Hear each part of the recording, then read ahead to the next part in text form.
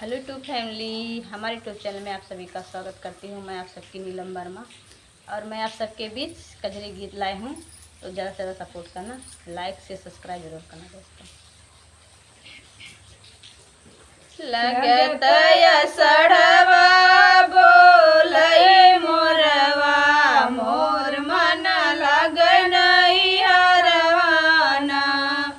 लगत सड़वा बोलई मोरवा, मोर मन लगनई हरवाना।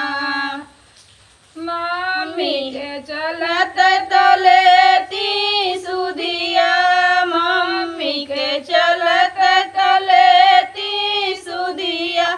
पापा जे देह बिसराई ना, पापा जे देह बिसराई ना। लगत सड़वा बोले मोरवा, मोर मन लगनई हरवाना। लगत सड़वा बोले मोरवा, मोर मन लगनई हरवाना। चाची के चलत तलेती सुधिया, चाची के चलत तलेती सुधिया।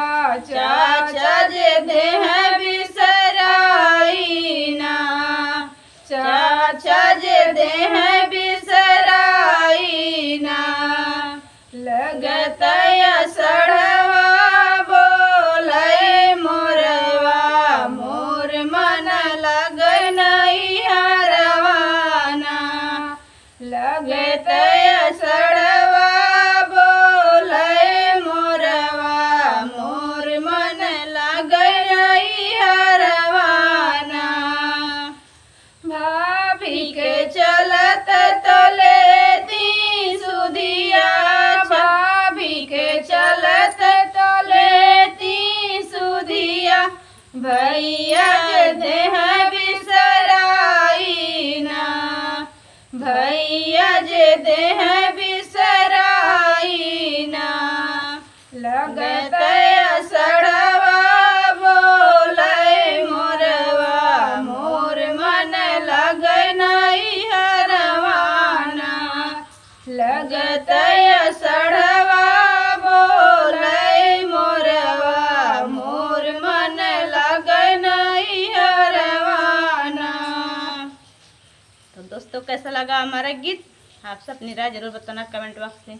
नमस्ते दोस्तों।